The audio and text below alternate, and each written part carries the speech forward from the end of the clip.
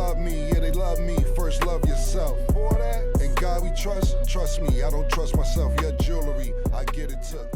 No show. Welcome back to It Is What It Is. This episode is sponsored by Underdog Fantasy. The app is an easy way to make some cash just by making picks on your favorite players. Underdog is available in more than 30 states, including California, Florida, Texas, and New York, just to name a few. Make sure to support the show by hitting the link in the bio and downloading the Underdog Fantasy app. They will also match your first deposit up to $100, and you get a special pick when you sign up. Of course, I'm Treasure Wilson, aka Stat Baby, along with your host, Cam, and soon with Mase. What's up, Stat? I'm good. How are you? What's good with you? How you feel? I'm feeling great, actually. You know what? Very good mood. I remember you used to be scared to wear the rollie. Now you rollie. Yeah, we got. You know what? We gonna get you a new watch for Christmas. Couple new watches. You gotta get your collection up, man. You're a little too comfortable with that now. You gotta get you a couple switches. No. I'm glad you're supposed to be comfortable. That's the environment I come from. You're supposed to be comfortable. Yeah. I remember at first you was like, I'm not gonna wear it certain places. Did. Yeah, man, that's what it's about. Get your wrist together. Now I'm good. That's what people keep saying. They're like, Stat's gonna be getting out her shell a little bit. I'm like, yeah, man. Hey, man, listen, man, you do a sensational job, man. So we're happy, man. More gifts to come. It's lit. Okay, so let's get into the NBA games. The Suns defeated the Warriors 108-104 on opening night, despite missing Bradley Beal. Meanwhile, the Warriors were without Draymond Green. So how do you feel about both teams from this first game? Look, I told niggas, where is the use of having Chris Paul on this team if he's not with the second unit? Now listen, I think he'll do sensational for the second unit. I think he'll teach them a lot. But the first unit, look, I have some dialogue from Steph Curry, actually, after his game. Hopefully y'all can hear this. I'm gonna pull this up real quickly. I hope it's loud enough to hear. Let me see. Here we go. There's a lot of guys that want to be out there. And there's a lot of different looks that you can throw out there depending on how the game is flowing. One, you have to trust each other and give the right energy no matter who's out there on the floor. You can have guys that are pissed off and feeling a certain type of way they're not out there because of their competitiveness, but it has to be channeled towards, continue to stay ready knowing that each game is going to present an opportunity. And the biggest thing is coach has to coach us. He has to make decisions that are tough, are going to be tough because you have a lot of options out there. But if we can all come with the right perspective on, through 82 games, everybody's going to get a look. Everybody's going to, help us win games. And when we get to, hopefully, the end of the season, when you get to a playoff situation, you'll have a lot of options to throw out there based on who we're playing. So we have to have trust, and coach has to coach us. What Steph Curry is saying is this: Steve Kerr, get this nigga out the fucking way, yo. He's in the fucking way. He tried to put it, look, we're going to have options for everybody down the line, but right now, the coach has to coach. And for Steph Curry to say that Steve Kerr has to coach, he's been coaching this nigga for going on 9 years, if not 10. I don't know when Mark Jackson left in 2013, 2014, but Steph Curry's been coached by Steve Kerr. Now, all of a sudden, the coach going to have to start coaching and shit. And I think when we have more options down the line. What I take from that stat is this. This nigga's in the way, Steve. You're going to have to get him the fuck out of my way, because if you think I don't like it, Draymond going to throw a full-fledged fucking tantrum when he gets back. This is not going to mesh. He shot 4 for 15. He's shooting basically a little higher than 25%. This is not going to work with him starting. Now, second unit, I think, is great. It's not going to work with him starting, especially when Steph Curry is throwing subliminal shots after the game. To tell Steve Curry you got to coach is just fucking ridiculous. We know he has to coach.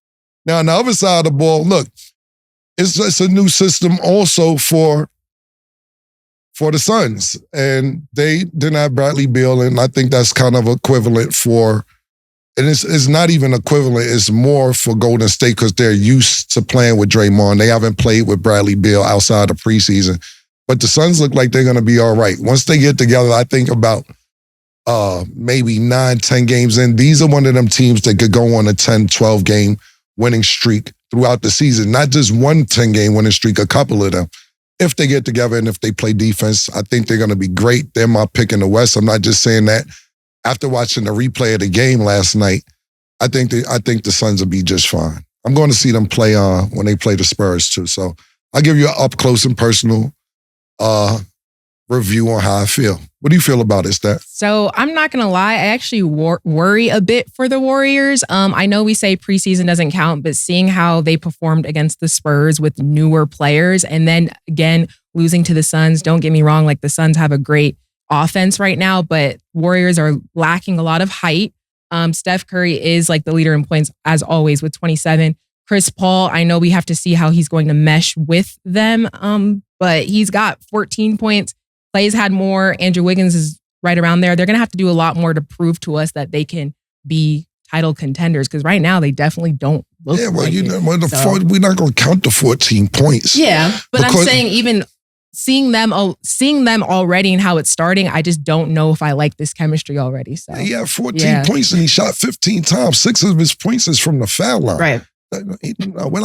No, the 14 points, no, it doesn't work. And it hasn't been working. Right. Anywhere. He was with the Suns. Right. Didn't work. They went to the championship and I was happy for them to get to the championship. But what people got to realize is this, and it seems like me and Mase, like we're dissing Chris Paul all the time and we're not. It's just we're calling it like I see it. Same thing like Russell Westbrook. We're going to see how it works with the Clippers this year because due to default, Russell Westbrook didn't really have a fair shot with the Clippers last year because people were hurt. Let me take this out because we're not even speaking no more yet. Because people were hurt. So at the end of the day, I think Russell Westbrook's going to have a fair shot. But Steph Curry's body language after the game, that shit told me, get that nigga out of my fucking way. He's in the fucking way, period. That's just my opinion on that. Right. And another thing about Chris Paul that I want to share, after he did have an interview and he said, I ain't really worried about the shooting. I've been on a team that missed 27 straight threes. I don't think that's going to be the case over here with the shooters that we got. So do you have any thoughts? We know you've been on those teams, Chris.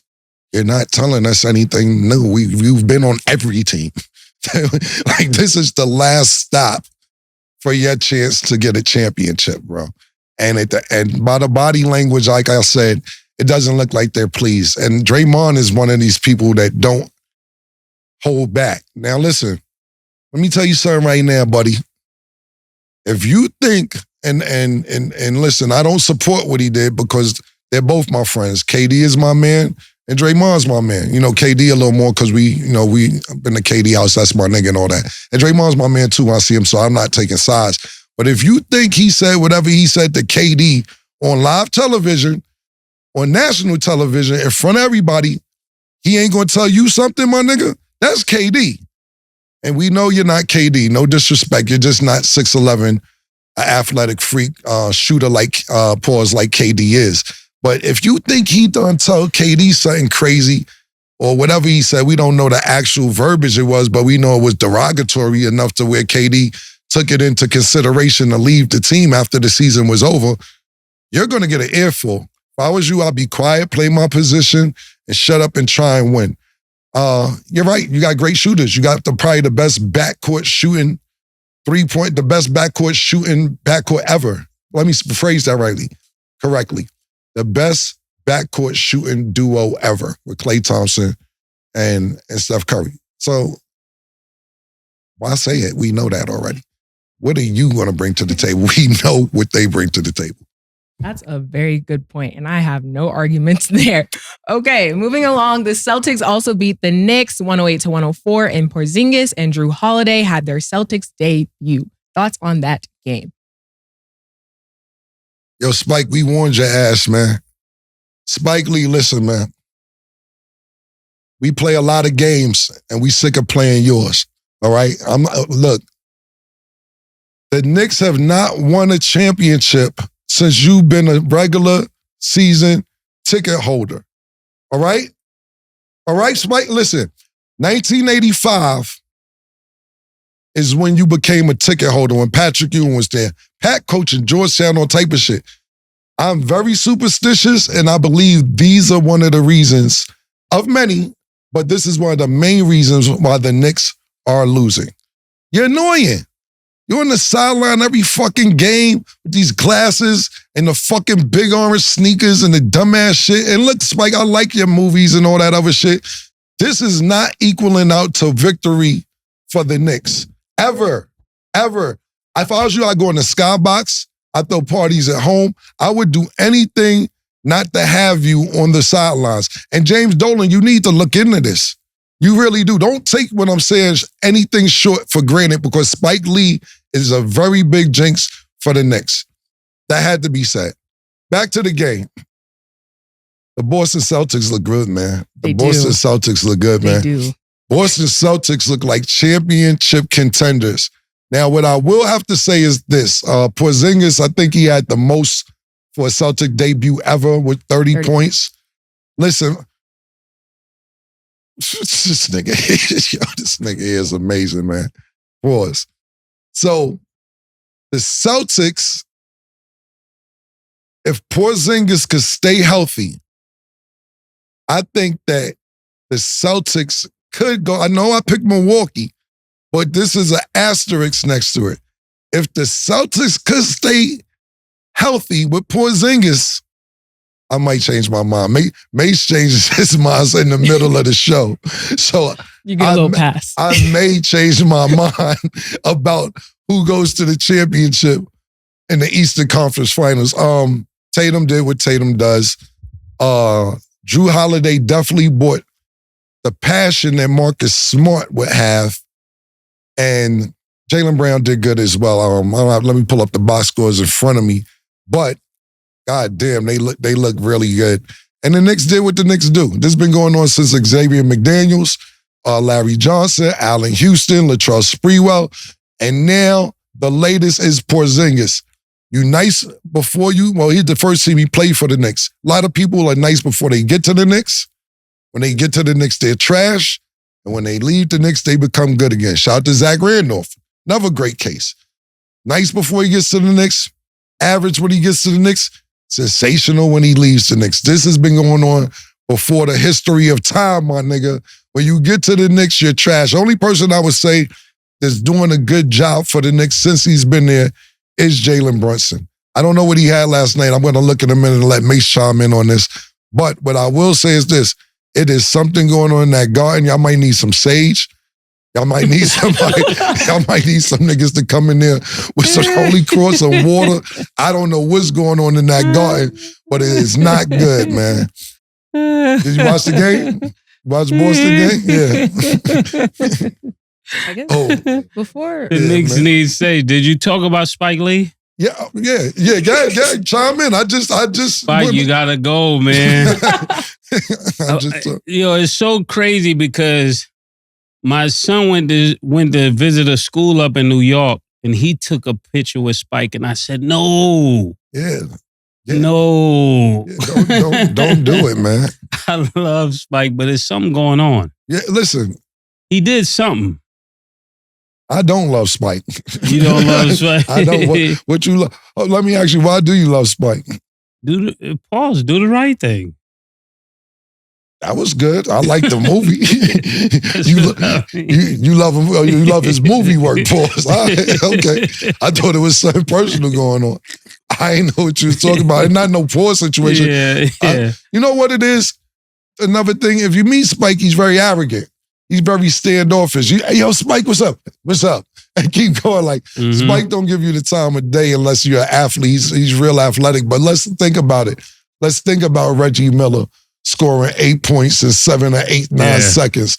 Let's think about them 2 layups under the basket. Right. Let's think about him jumping. Yeah. Because what happened is Reggie went and grabbed his dick in front of Spike and his wife. Would pause that, and it was crazy.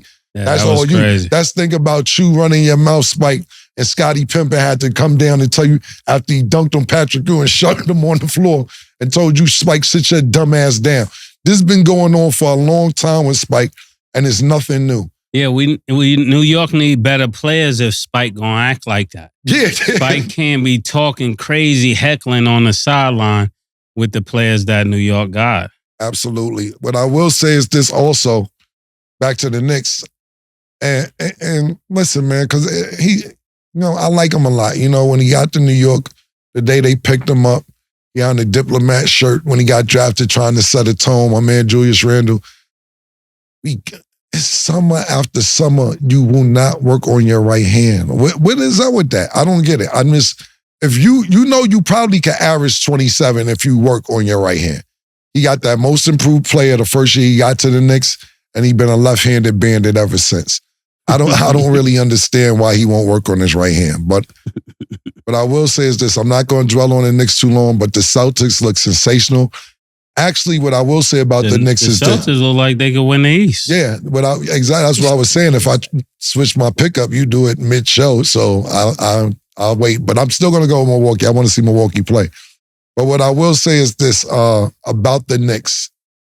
They did look better in this game against the Boston Celtics than the Lakers did against Denver, if you want to look for a silver lining in anything.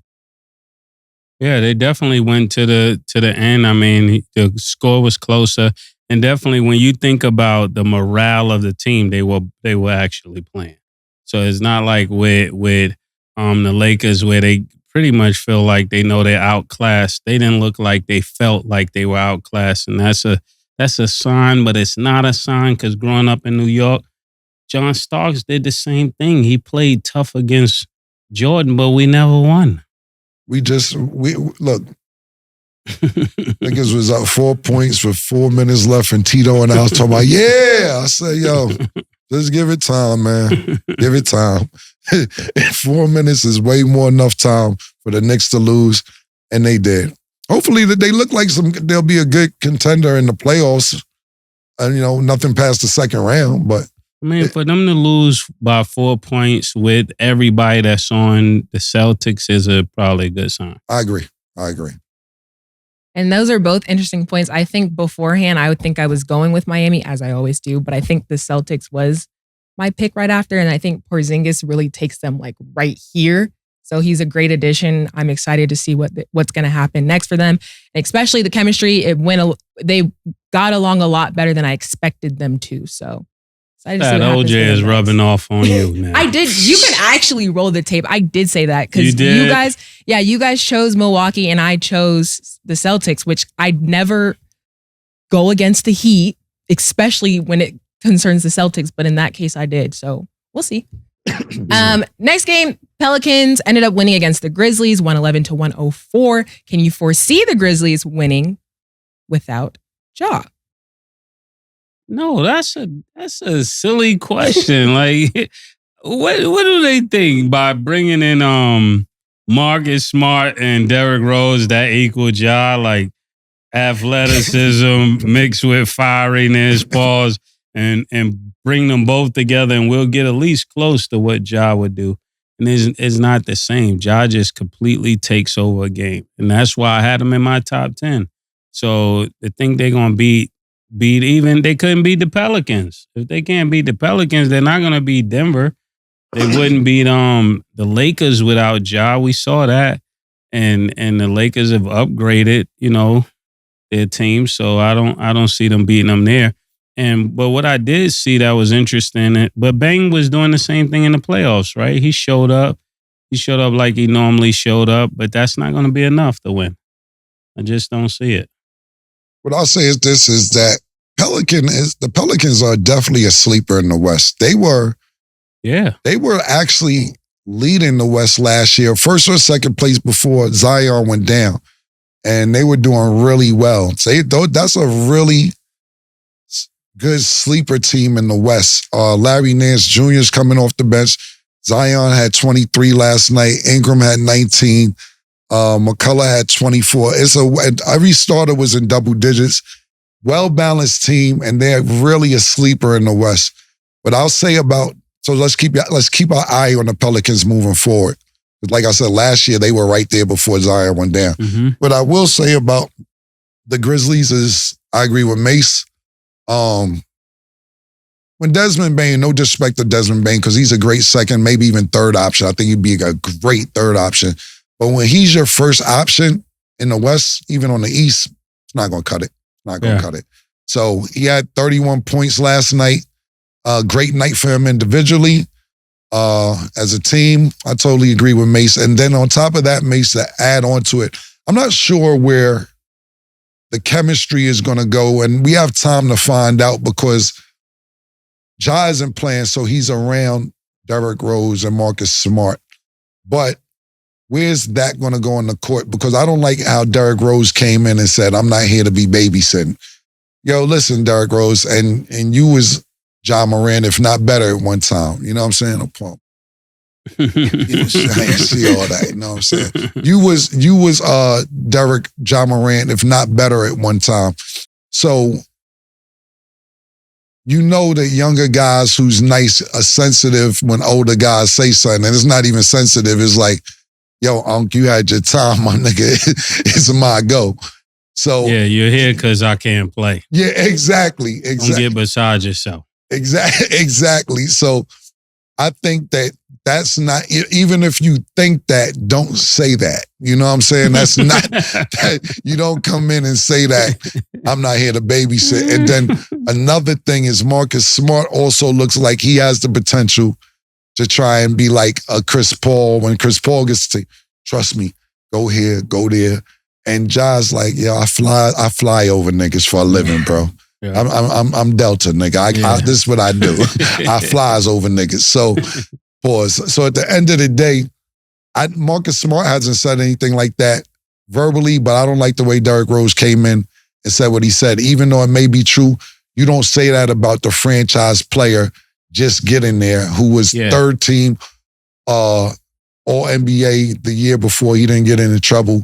Most improved player the year before he didn't get into trouble, and probably would be an All-NBA team last year if he didn't get into trouble. Yeah. You know, you don't come in with the attitude. And another reason why you don't say that is because immediately you split the team. Right. Anybody understand that? No, why would you split the team and this on your first day here? Right. You split the locker room because there's people that's going to agree with you, but there's also people that are faithful and loyal to Ja that's going to say, why are you doing that? And now they're going to be less motivated to follow you as a leader because you put that statement out there. So you split the locker room, you split the team up, and now for what?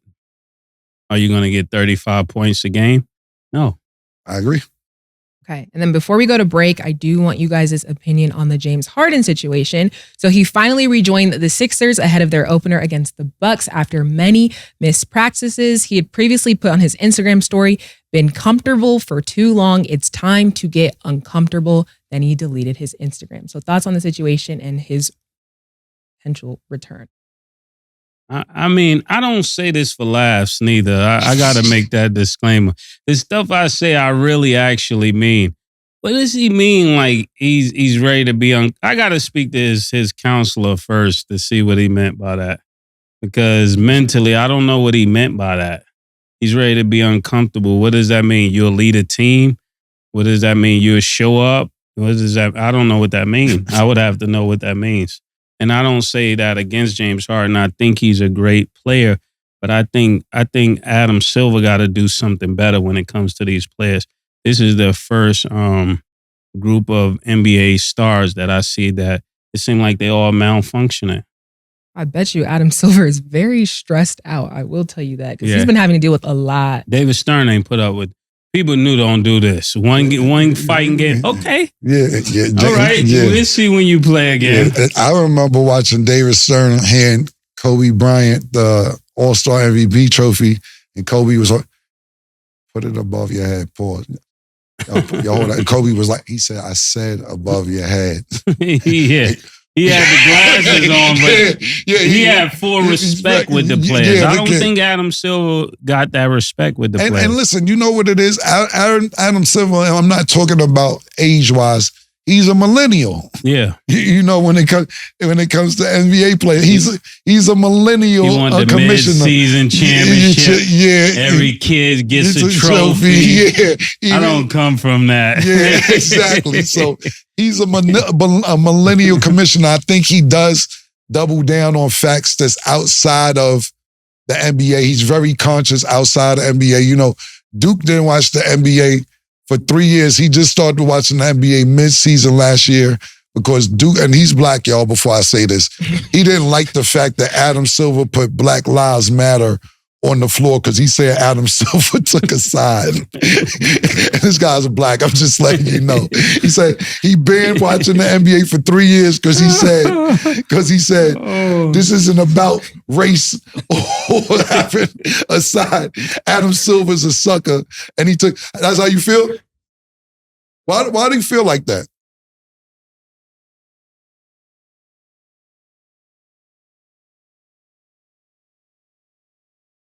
But so it's a side when somebody says Black Lives Matter. So Black lives don't matter.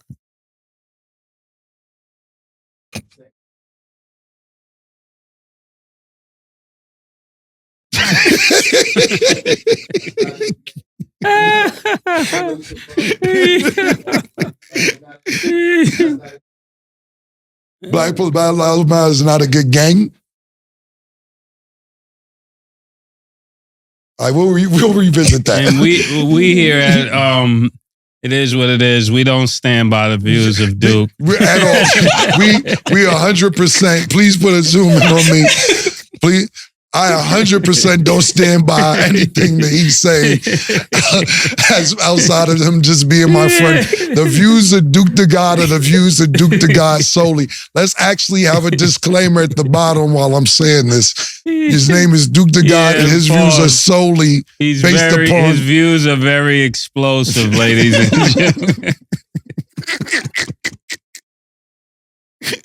Yo, what the fuck was the topic? What game we was talking about? James Harden. Yes. So look, I got a little information today. Somebody called me very close to the league and very close, not to the situation, definitely very close to the league, in the league, league general, I would say.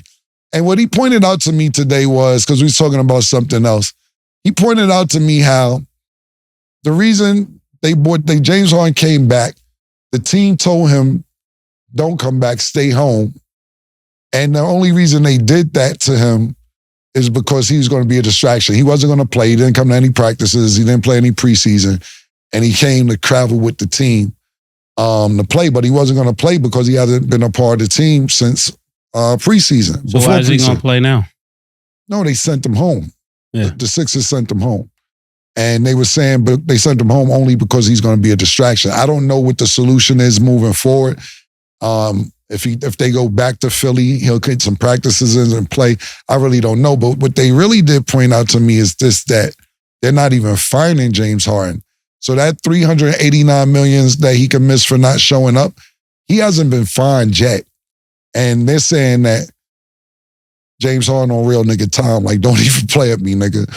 Down more, you know what time it is, don't play at me. Because what they point out to me also is that they fined Ben Simmons when Ben Simmons wasn't coming. He was getting fined for every practice he missed, every game he missed, so on, etc. But why aren't they fining James Harden? Yeah, I don't like this for James Harden because every player I ever seen do this, we know what their outcome has been. Every single player, every great player, every street legend that made it to the NBA. It just never turned out well thinking you're bigger than the system. True indeed. Okay, let us know your thoughts on the James Harden situation. We're going to go to break, and when we return, we will talk about Michigan football's allegation.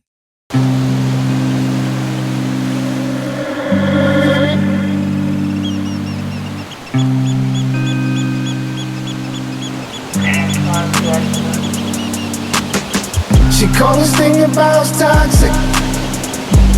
4 years and counting. Got you feeling like an option. Maybe I'm my own problem, babe.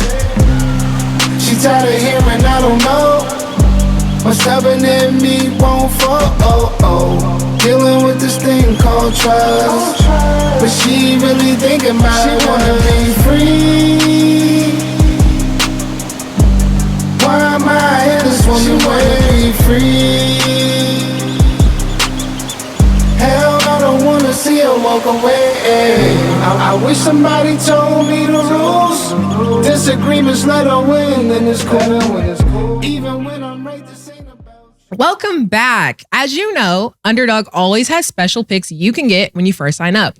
But this week, Underdog has a special pick for y'all who tune into It Is What It Is and use the code CAM, Mase, or STAT. So this week, it's Giannis at half a point for his game on Thursday. And if you're just signing up, you'll get another special pick on top of that. As you guys know, it is Thursday, so this is the last opportunity to try this special pick. So let's get into our Underdog fantasy picks of the day.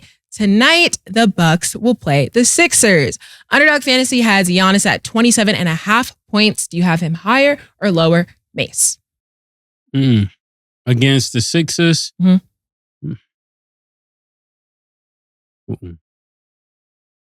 That's interesting. He could have more, but he might not need to because Damian Lillard is playing.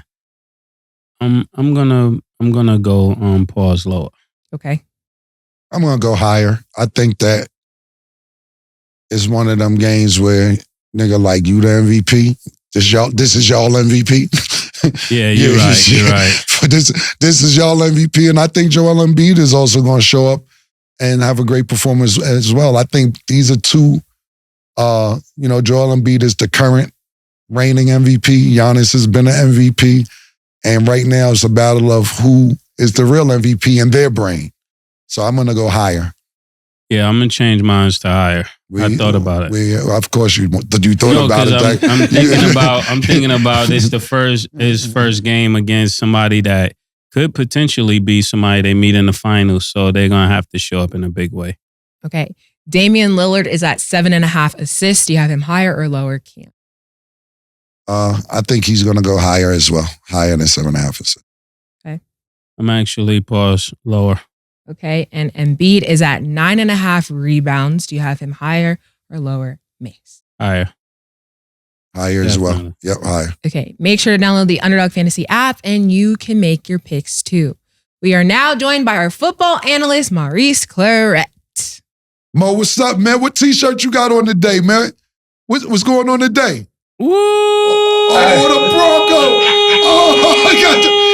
I got the Bronco out. Me, him, and Mason the Bronco. And OJ. Yo, that's crazy. Yo, I need that t-shirt. Yeah, send that in, Mo. Me, Mace, OJ, and Mo, and the Bronco is crazy. We gotta use that. Now we gotta send that in. Mo, you're very creative. You've been uncharacteristically mad funny on Instagram all week, bro. Yo, you've been hilarious. Yo, let people know your handle on Instagram real quick, because you've been hilarious all fucking week, bro. Yeah. Matter of fact, we can put him at the bottom of the screen.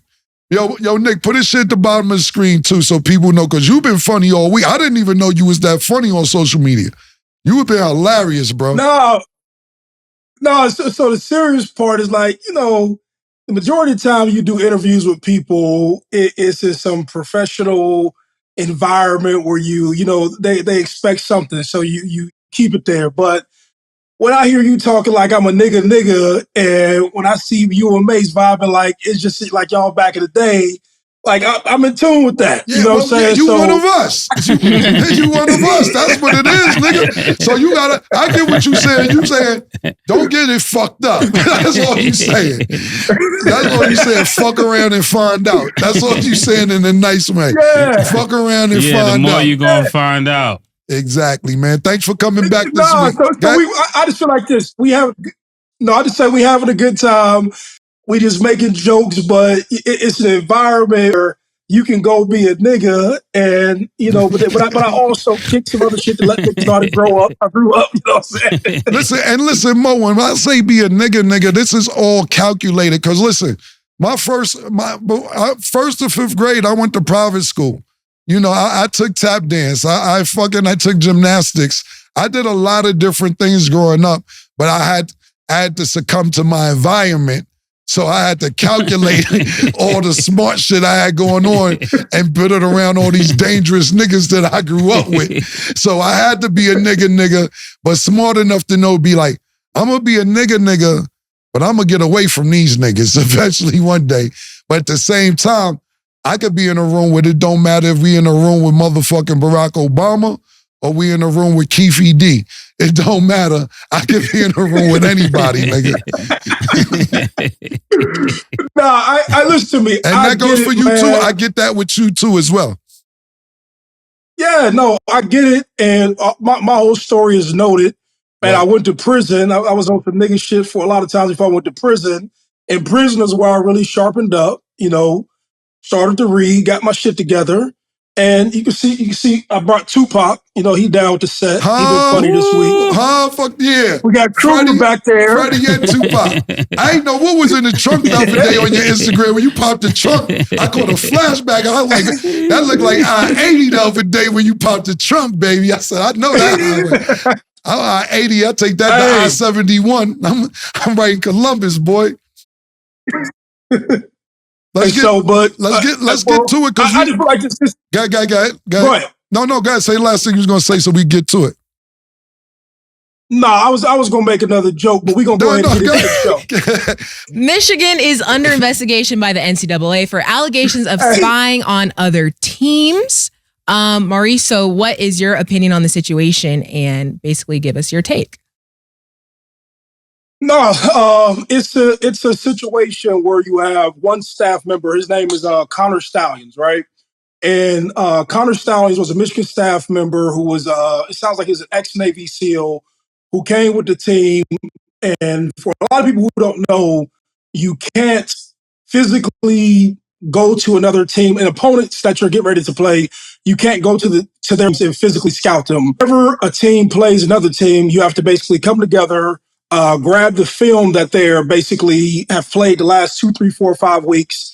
The NCAA or a third party reviews it to make sure that you don't have any extra material or anything that would give you a different competitive advantage that somebody else would have.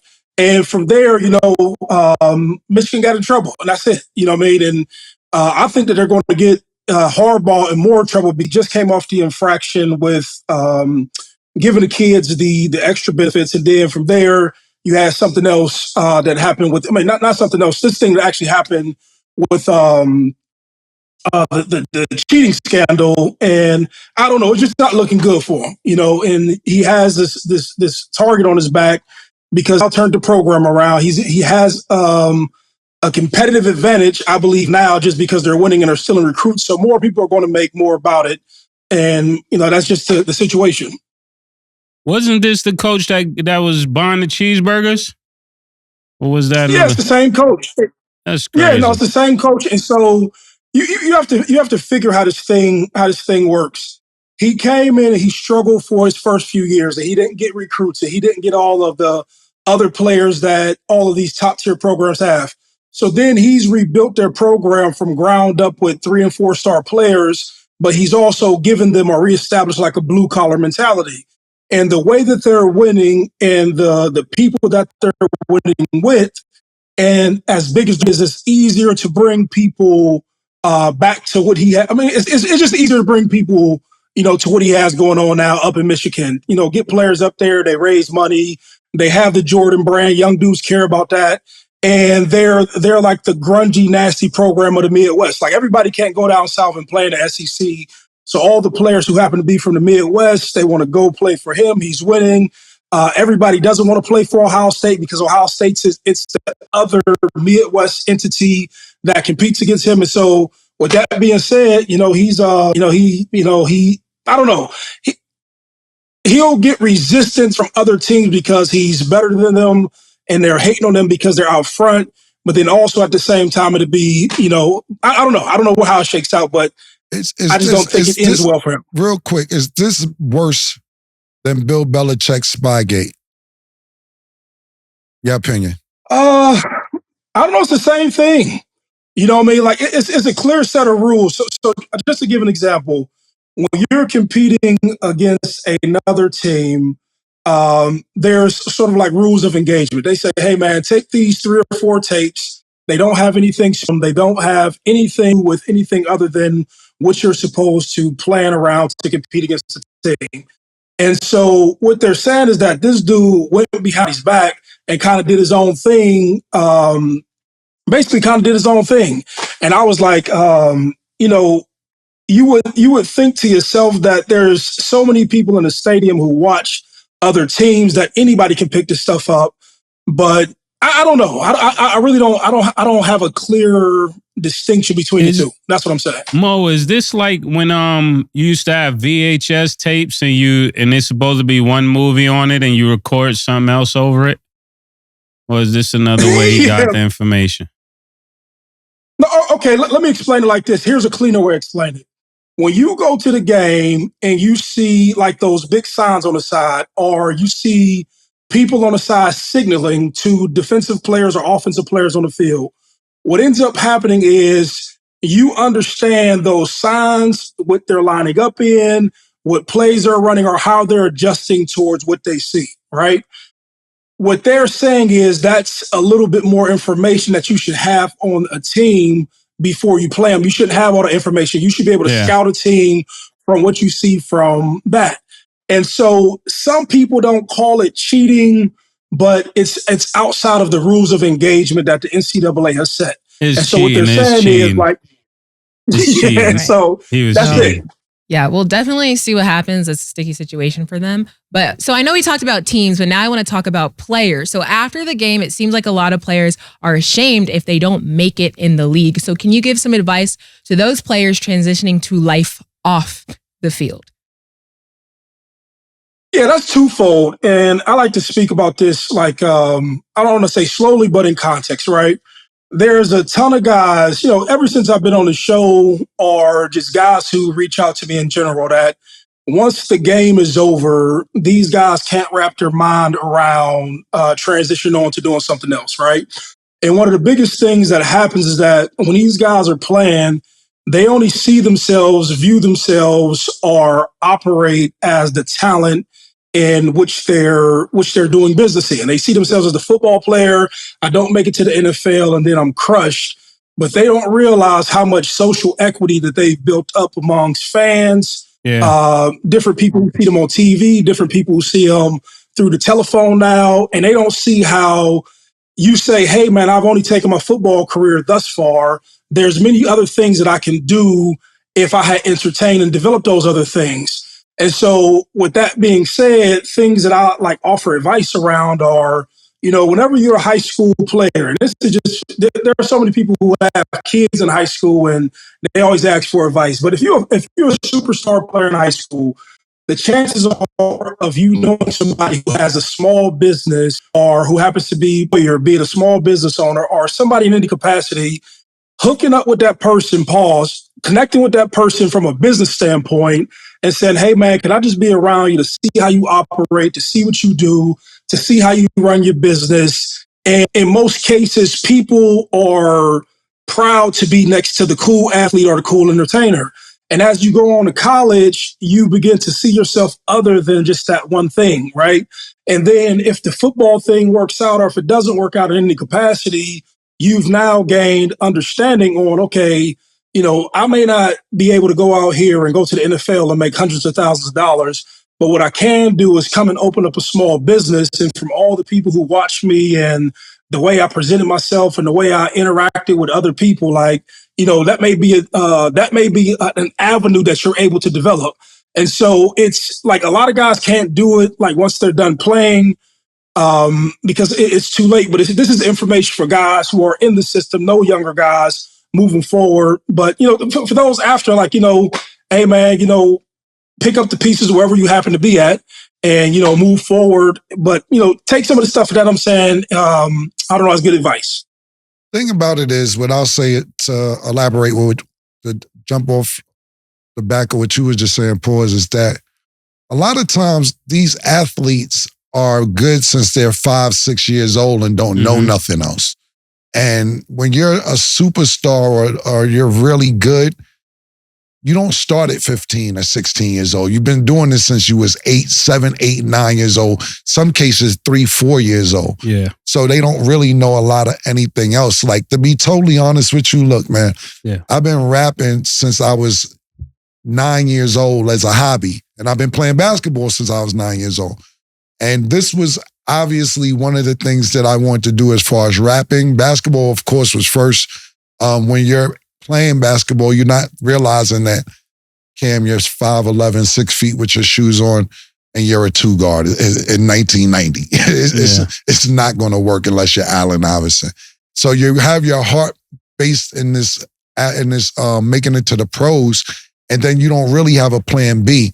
Luckily, I had a plan B with rap, and a lot of times even with rappers, it's different now, and I'm not saying now, I'm talking about when me and Mase was coming up, because you don't have a plan B. Pardon me, when I say plan B was our rap thing, you don't have a social media to get your stuff out there. It wasn't an email. You had to mail whatever the fuck you had as a letter to whoever you want to mail it to. A lot of times they be like, oh man, somebody watch, I'm gonna get us out the hood, I'm gonna get us out the hood, I'm gonna get us out the hood. But you don't do stuff to get out the hood. Like, a lot of people don't know, me and Mase and Duke, the guy that earlier that we just claimed he was our road manager when we was little. And we went to Jack the Rapper. We went to Jones Beach. We performed in the country club when Biggie Smalls was an artist and we wasn't. We performed it. Dame Dash used to do music every week, have showcases every week, Club Essos. We used to do a lot of shit and not stand on the block and be like, yeah, somebody coming to get us, watch. Yeah. We would go places to make sure that our dream would come reality. And I don't know if everybody has that vision after their athletic career doesn't work out. Yeah, another thing for up and coming athletes is that you got to recognize earlier when it's not going to happen. That's another thing that I think Duke does very well. Their program is a lot of the guards and forwards and players just become assistant coaches while they're like juniors and seniors. You already know you're not going to the league, so start working on the next thing while you're still in the system. That's another road that a player can take. And when you're a football player, you could be many other things. And I agree with Mase and you too, Mo. It's just like, the thing about it, Mase, just the last thing I'll say about that is that it's hard, to tell somebody it's not going to go, especially if you got like a year, 2 years left. You like, yo, hear me out, bro. You're not going to make it. And you like, oh, so niggas doubting me? I'm going to go work out at 5, 6 in the morning, twice a week. You know what I'm saying? Because you're going extra hard, but it's, from the outside. Like I said on this show before, I didn't really understand basketball until I stopped playing basketball because I was too emotionally invested in basketball. It took me to stop playing basketball to understand basketball because I was passionate about it. Yeah, that's mainly what I'm talking about. Sometimes you have a career in the sport, it's just not on the court or on the field. Like, that's one thing that I learned when I started coaching. I was actually a way better coach than player. And some people will get to see that if they allow themselves to know that. So you may be playing quarterback and not doing well, but you may end up going and assist Nick Saban or somewhere and be the quarterback coach or something like that, and end up even going to the NFL and winning Super Bowls. You just didn't win it as a player. You did it on the other side. And then real quick, Maurice, before we go to break, who are your picks for this weekend? I don't know. I don't know necessarily if they're surprising, but it's Georgia over Florida. And I'm really focused on the top tier teams because I want to see who rolls into the playoffs. But I'm taking Georgia over Florida. I think that Georgia just, on the run right now. I'm going to take Florida State over Wake Forest and what is his name? Jordan Travis, the thing that he did against Duke last week in the fourth quarter. And I know Duke's the quarterback had ended up getting injured. Yeah. In the third quarter. But what he did last week, I just think that he's going to continue that through the end of the season. And I'm going to take Ohio State over Wisconsin. Ohio State and the production that they're getting out of Marvin Harrison Jr.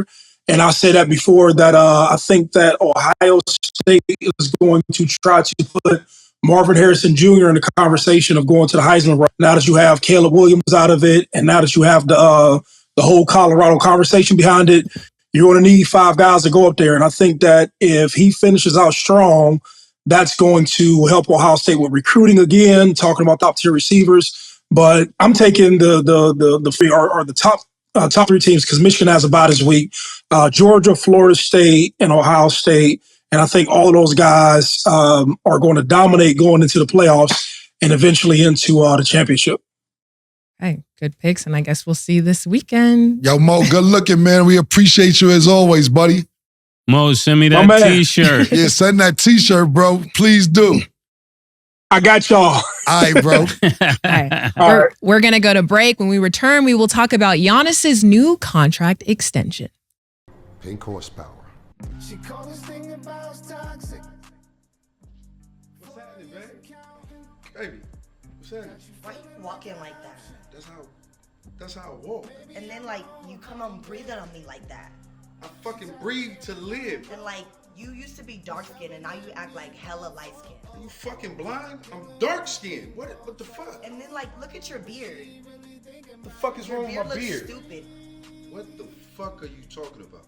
No, I don't even like it. The way you breathe in, all of that. Has this ever happened to you? Your girl seems to be mad, angry, upset. She's frustrated. It's only one way to handle that. Pink horsepower.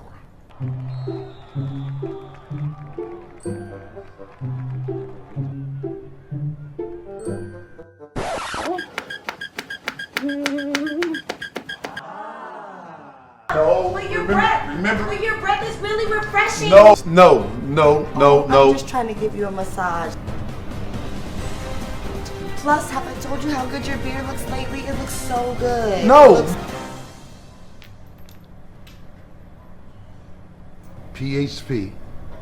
It works every time. Wait, where you going?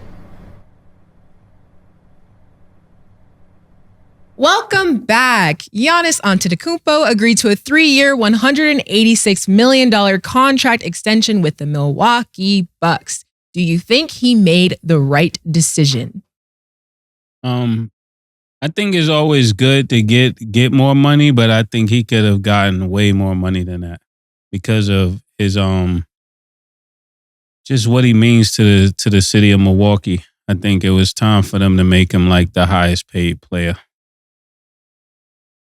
I agree. It's Milwaukee got away with it. More power to Milwaukee. I think he wanted to show his loyalty to Milwaukee. They did the best that they could do for an extension this year. I think he could have waited and got more money.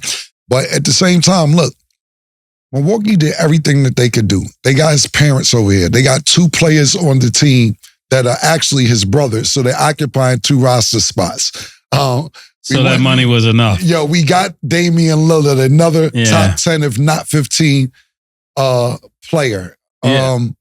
We re-signed your sidekick, your nigga Chris Middleton. You know, at the end of the day, come on, Giannis. Because the thing about it is Giannis is, you know what I think happened with Giannis? Giannis is figuring out his real leverage.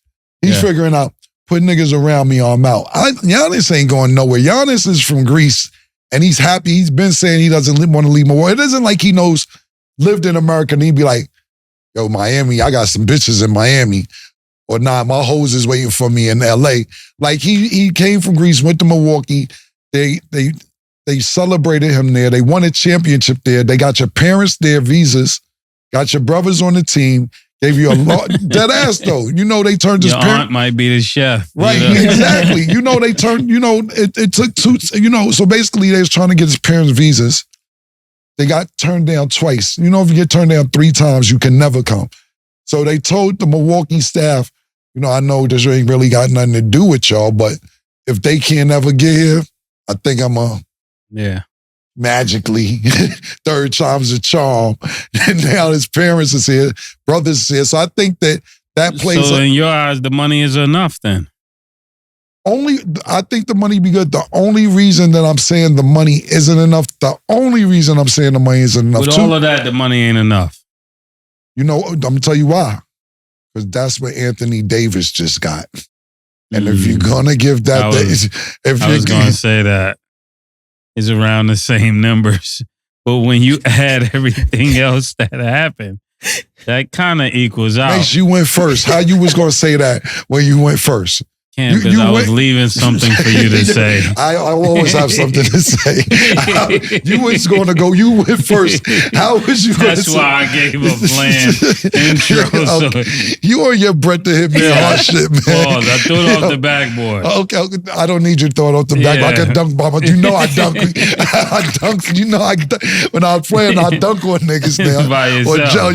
Jelly. Yeah.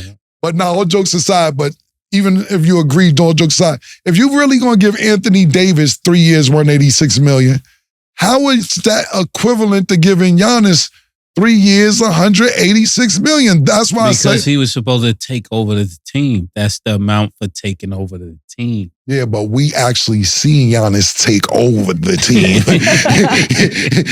you know, you're supposed to, and I've done it. Yeah.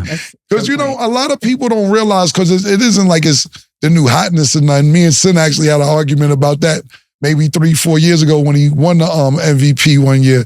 And we made a bet because Giannis been in the league since 2013. This actually his 10th year. Wow. People don't even remember that he's been playing that long because he wasn't as good as he is now, and his body didn't develop to what it is now. But at the end of the day, Giannis ain't going nowhere. He just using the leverage he got, and he knows the leverage he got. But listen, having your brothers on the team, having your parents here, getting Damian Lillard, they extending Chris Middleton to a new deal. $186 million still ain't enough if Anthony Davis doesn't get $186 million. Because now I'm like, nah, man, nah. How much more money do you think he deserves? Thing about it is that he couldn't get any more this year. He could have waited for the extension. Now, the thing about it is you don't know if you're going to get hurt. You don't know what's going to happen. So I'm not mad I'm taking it because it's still $62 million a year. Yeah. You're not going to sneeze at $62 million a year. But at the end of the day, next year, it could have been $72 million. I don't know what the cap is, but it could have been about $75 million a year. I have to look into what the collective bargaining agreement is, but I know next year he could have got more if he would have waited. Okay. Pat Bev says if he sees Pascal Siakam or Anunoby down a dark alley, he doesn't feel threatened. Then he said there's no dogs in Toronto. So how do you feel about his comment, and do you agree? What team Pat Bev play for? Dead ass though. I'm dead serious. I don't know. I know because he was on Memphis, then he went to the Lakers, then he went to somewhere and got traded. Minnesota, I think. He's on Minnesota when he first started. Pat Bev is on the Sixers. I'd be confused. No, I'd be confused too. He's on Chicago he's on the Sixers? How does that happen? Don't they got Maxey? I'm just wondering. I didn't even know who he played for. Pat Bev, I like Pat Bev because... I'm not saying anything about Pat Bev. I think Pat Bev, Pat Bev, he has a great podcast as well. He's a good talker. He's a good talker. He's a great talker. And I'm not saying he's not... Great high school player. Super good high school player. Chicago, that boy averaged 35, man. Great high school player. But first of all, you can't diss Toronto like that. You don't do that in Toronto. Toronto... Outside of basketball, there's some killers up there now, man. Yeah. There's some killers up there. It might be his next stop. Yeah. The way this is going. That's a great point. Like, Pat Bev shouldn't say anything about any NBA team because you may end up there. And what I will say is this definitely X's him off potentially going to Toronto if the Sixers don't keep him. Yeah. As far as any dogs and what he said, this is what Pat Bev does. Didn't Drake just put an album out for all the dogs? That's what I thought. Said there's no dogs. I don't know. Pat Bev talk that shit every year, man. This motivates him. He did this just so we could talk about it. Choke you out.